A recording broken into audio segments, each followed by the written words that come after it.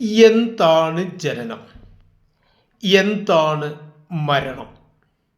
ഭാഗവതത്തിൽ പറയുന്നത്, കർമ്മ സംയുക്ത മനസ്സ് ഓരോരോ ശരീരത്തിൽ ചെന്ന് വ്യാപിച്ച് വിട്ടിയിടുന്നത് ജനിമൃതി. കർമ്മബന്ധങ്ങൾക്കനുസൃതമായി ഒരു മനസ്സ് ശരീരപ്രാപ്തി നേടുന്നതിനെയാണ് ജനനം എന്ന് പറയുന്നത്. ആ ശരീരം ഉപേക്ഷിക്കുന്നതിനെയാണ് മരണം എന്നും പറയുന്നത്.